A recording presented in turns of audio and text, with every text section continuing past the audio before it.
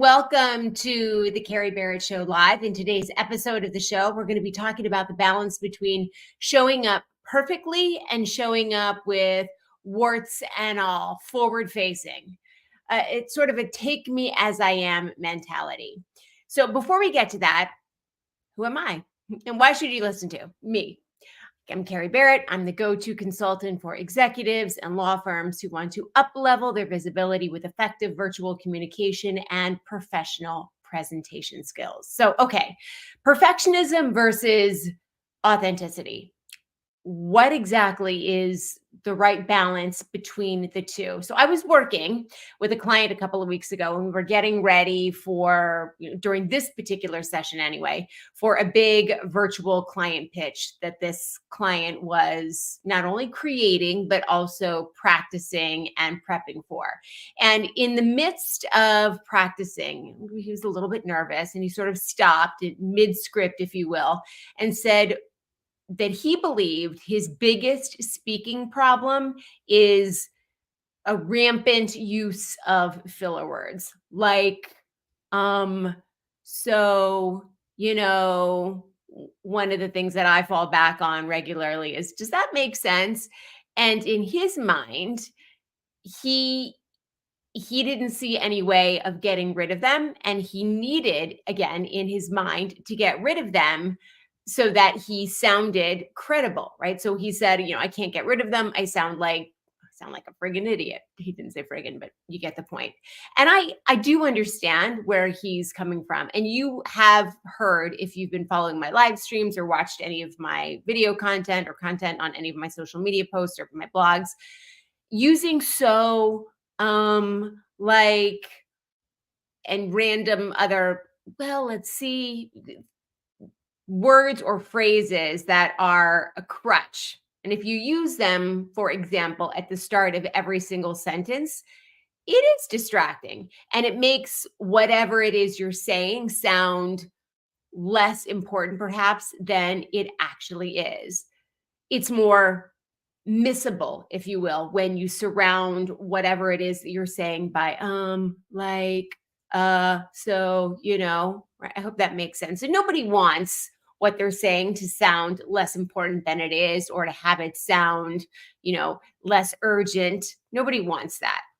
So you will see some people sort of attack this problem. And when I say some people, I mean mentors or coaches, and they attack it in sort of a punishing way is probably the best way to describe it. So for example, what I mean by that is every time you say like, or, or do something that you find is, unpleasant. Take a shot of vinegar, I don't know, go do a cold plunge, something along those lines, something that will associate this particular sound, because oftentimes it's not really even a word, with something physically unpleasant. Or they may say, every time you, sort of like a swear jar, every time you say you put a dollar or whatever it is into a jar. And that could potentially work. It's fun to do maybe at parties, but it's not really a huge game changer. It's not going to create long-term change and understanding of effective communication. And oftentimes we find that we use those sorts of words when we are, I just did it now. It's sort of contagious. We find that we use those words when we are in sort of an ad lib environment and we're thinking of whatever it is, the next thing that we're going to be talking about. We're sort of coming up with it real time in our minds before it spits out of our mouths. And so even when we're in those situations, regardless of whether we have punished ourselves with a shot of vinegar or a cold plunge or something along those lines, if we haven't created real change, we're still going to fall back into those habits or those crutches, if you will, when we're in an environment where we can't stop and take a shot of vinegar or do whatever it is that takes our mind off of it and punishes us for using those words. So if using filler words is actually one of your biggest speaking challenges, there's a couple of things that I do recommend. Number one, and you've heard me talk about this quite a bit on live streams and in content, speak, riff, if you will, into your phone, your voice recorder, your notes for a couple of minutes, 30 seconds at least once a day. More than once is even better. You can also, and you've heard me talk about this as well, get curious about why and when you are using those filler words like so. And usually it's because you're in an ad lib situation. You don't know exactly what it is that you're going to say next. So you're creating sort of an audible space, is what it's called. And perhaps it's also because you don't feel incredibly comfortable with whatever it is that you are talking about. So then you can practice replacing whatever your go-to crutch sound is with a breath, or do something else that's physical. Sometimes I recommend breaking gaze with the camera or the audience, or tapping your leg so you have a physical sensation. Some need to swallow that word or that sound and take a breath and then start over again. And then I would say practice listening to yourself. The first tip I mentioned was riffing into your phone for a couple of seconds, 30 seconds at least once a day, and then go back and watch or listen. So here's what you don't want to do if, in fact, ums and ahs are your biggest challenge. Don't use your next high stakes gig as a training ground, right? Your next big client pitch, your next media opportunity, your next presentation. It's way too high stakes. And there are already a million other things that you're focusing on that are going to make much more of an impact if you're practicing than saying, or too many times. So that's takeaway one from today's episode. But I want to dive into the bigger issue, which is really the conundrum, if you will, of that perfectionism mindset versus the take me as I am mentality, warts and all. I am who I am. So the first thing we're going to talk about is the quest for perfection. Now, I want you to imagine a speaker who spends hours and hours refining their speech, their presentation, their talk, whatever it is, their client pitch, and they are obsessed with eliminating every single or whatever it is, and they are striving for their version of perfection. And you may have heard me talk about great speakers before. One of the ones that I refer to on the regular is Winston Churchill, more of an orator, but in many people's eyes, regardless of what you think of him politically, he is sort of the standard, if you will, to speaking perfection, right? And so this person who is striving for that type of delivery believes that absolute perfection is the key to credibility, certainly, but also authenticity.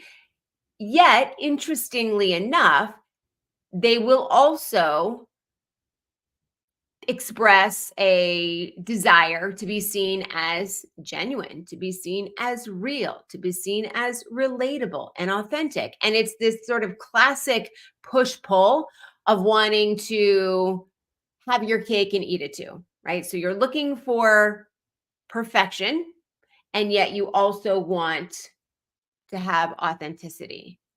So Michael was a client that I worked with, high achieving executive, C-suite, and he was known throughout his company and certainly with his immediate team for this meticulous attention to detail.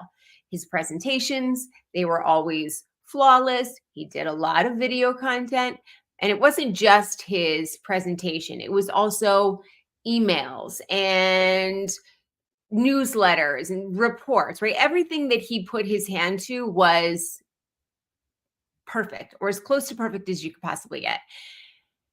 However, Mike's obsession with trying to get it all perfect all the time made him insanely critical, not just of himself, but of the other people around him. And what does that do? That ultimately leads to stress. It ultimately led to, you know, not the greatest relationship with the people around him, with his team. His thing was that he was worried about public speaking, speaking on camera, any sort of communication, really, in general, to an audience. He was worried about it not because he wasn't knowledgeable, not because he was afraid of positioning himself as an expert or afraid of having an audience, but because he was terrified of making a mistake in front of an audience. So there was one presentation actually in particular that was sort of the impetus for change for Mike. All names have been changed here.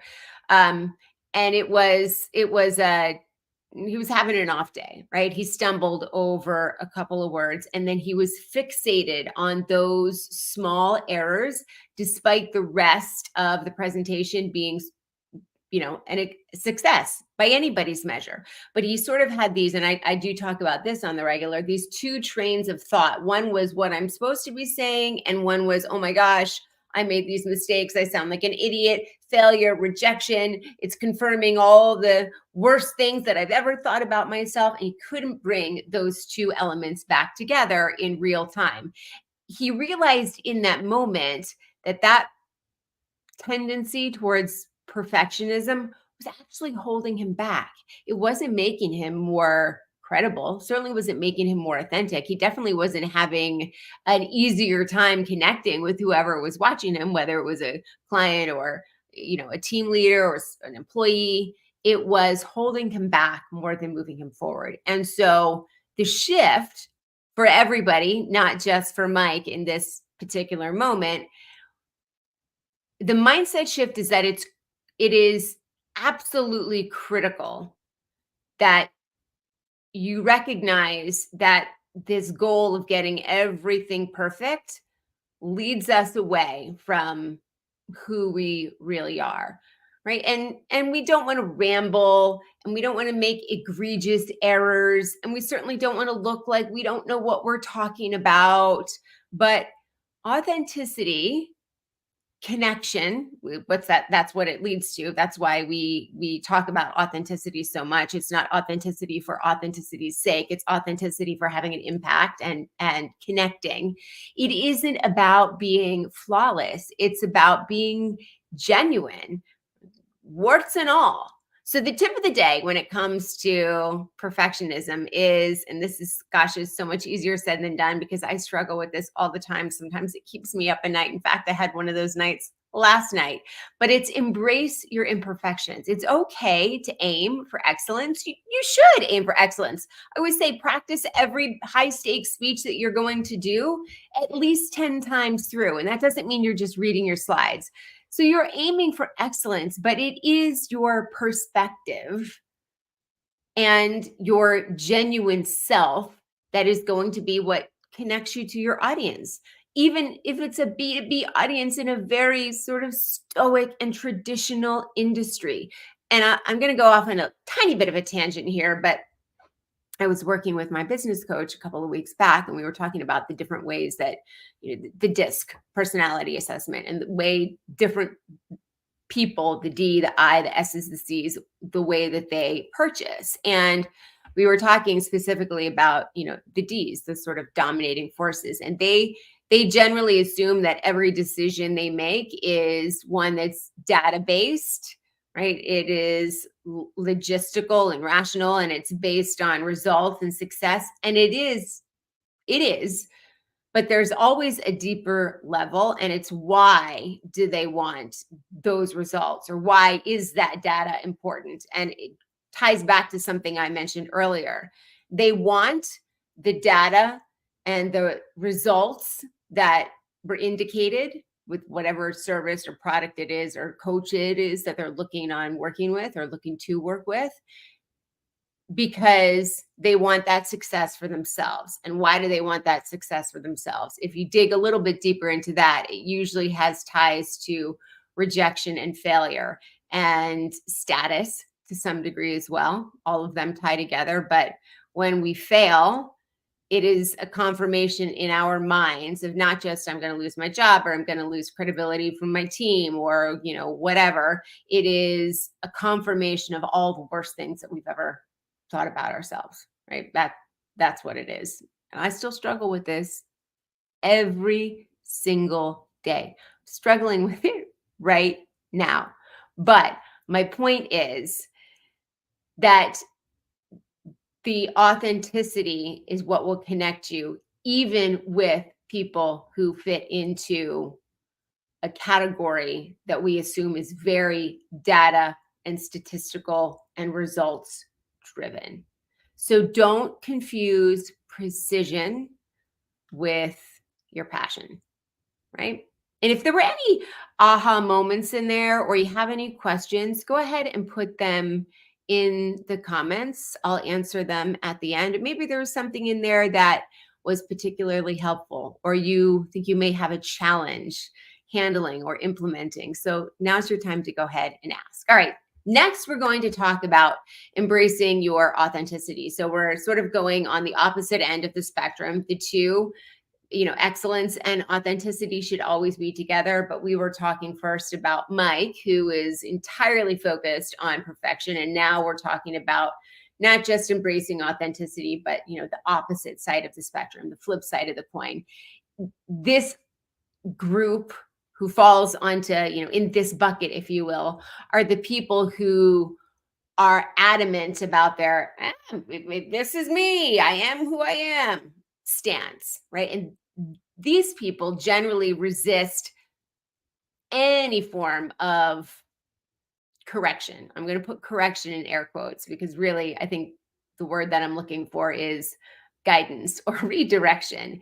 And this group generally wears their speech habits, and not just their speech habits, but everything about themselves, almost like a badge of honor, regardless of how it affects their message's reception. So they look not at necessarily Winston Churchill's, but they look to people who speak in, there's not actually a specific person that I would use to showcase this, but people who speak with natural dialects, which is okay to do, very casual mannerisms, things that maybe aren't entirely professional. And they look at those as a sign of authenticity. However, they too, much like our first group, desire to have this area taken seriously as well. And when I say this area, I mean they desire to be taken seriously. They desire to possess gravitas without having any criticism that comes along with it. So Libby, and again, all names have been changed, was this really talented, ambitious project manager, didn't own her own business, didn't do, project management for others, but in a corporation. And she'd always prided herself on being absolutely unapologetically her full self wherever she was. And she wore this very, very casual communication style, like I said, almost as a badge of honor. So she thought, I'm very straightforward. I'm a straight shooter.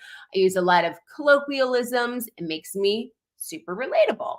She also noticed, though, that her messages missed the mark in formal settings. And she had this goal for herself of having a leadership role, of having a real impact within her organization and also outside of it, speaking on stages and doing media and podcasts, et cetera, et cetera. And when she thought about her goals as it related to leadership, it seemed increasingly out of reach, and her messages weren't having the desired effect. Yes, they were entertaining and people liked to listen to them, but they generally didn't do whatever the thing was that she wanted them to do afterward, right?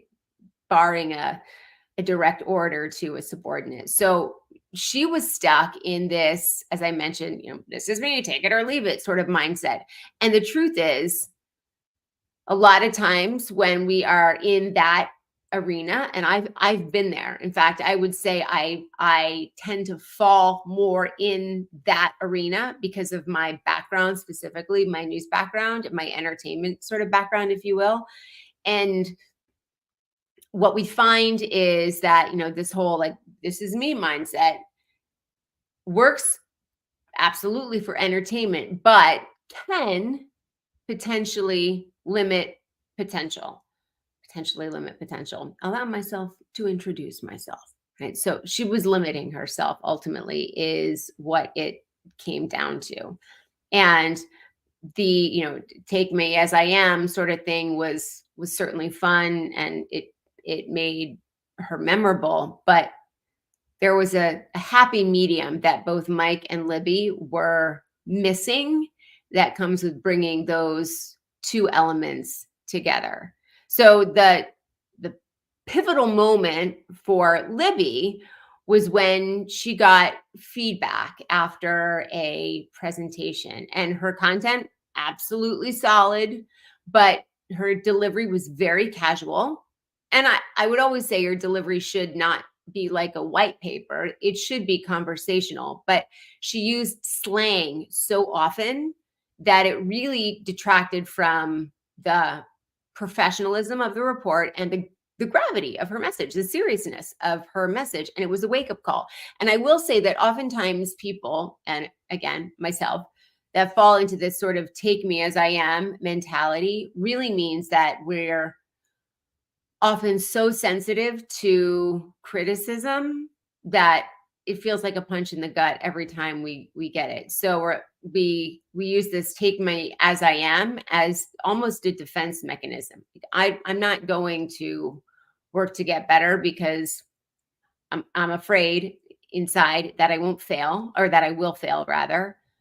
If I have a coach, I also am going to have to come face to face with my weaknesses and my flaws. And that is unpleasant, to say the least, for most of us. I still hate it. I hate looking at my video content and listening to my podcasts.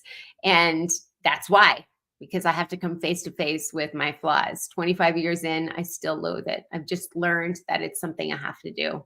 And the purpose is greater than that. But oftentimes we fall into the this is me mentality because it's a defense. We're not going to really try any harder because, oh my gosh, if we try harder and we fail, then then we really suck. And it really is a confirmation. Now, if we fail, we can say, I didn't really try that hard. It was never my goal. So it saves our ego a little bit. So the mindset shift here is that being truly authentic does involve embracing your natural self, but it also means that you're open to growth. It's about finding your voice, what it is that you want to talk about, who you are, and the way that you talk about it in a way that respects your individuality, who you are, and also your audience's needs, right? How do you bring that into the picture? Because at the end of the day, really, your audience's needs are first and foremost. So the takeaway tip here is that balance between these two elements is the secret sauce. It is the secret to success.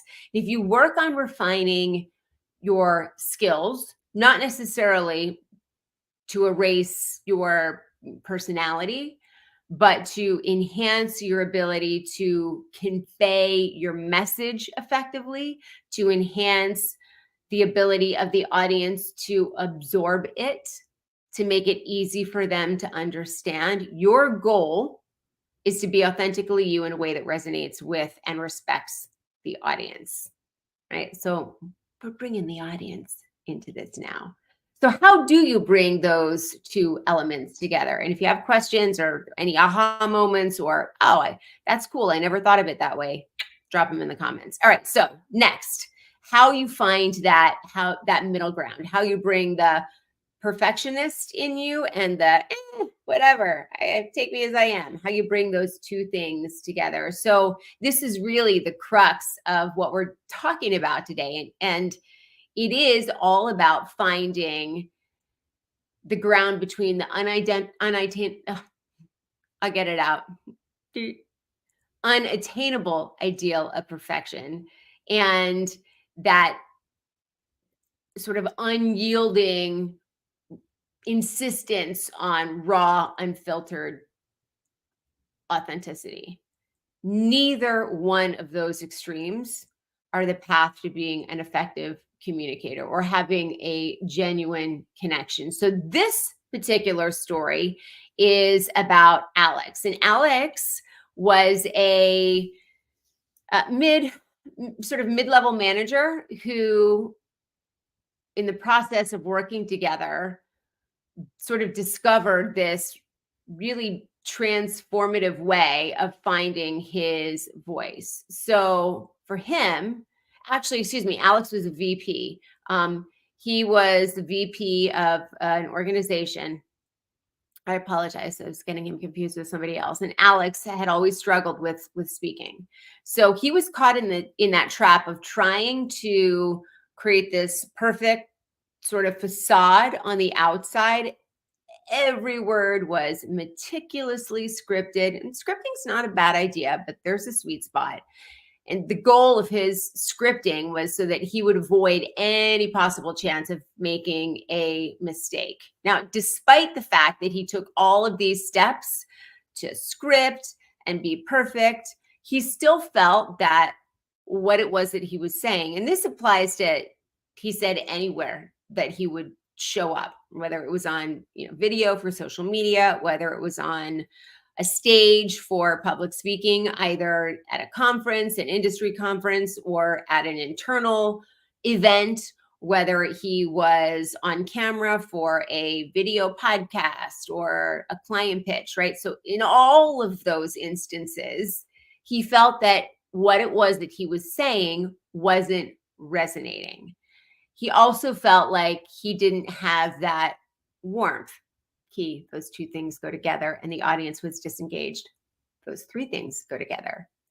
Lack of a solid message, disengaged audience, lack of warmth. Alex was looking for perfection. He was stressed out. He was totally unfulfilled, and it wasn't having his speaking engagements and public speaking appearances were not having the desired effect. They weren't bringing in clients. They weren't establishing him as a thought leader. They weren't enhancing his leadership skills, his team, et cetera, et cetera. So the turning point for Alex came when we worked together in sort of a workshop environment on authentic communication, right? It sounds very generic, but he learned that connecting with his audience wasn't about, right? We talked about before, wasn't about eliminating every or every or every flaw, but it was about being genuine, rather vulnerable and relatable, right? So we had to learn how to tell stories, and he had to learn that he was not just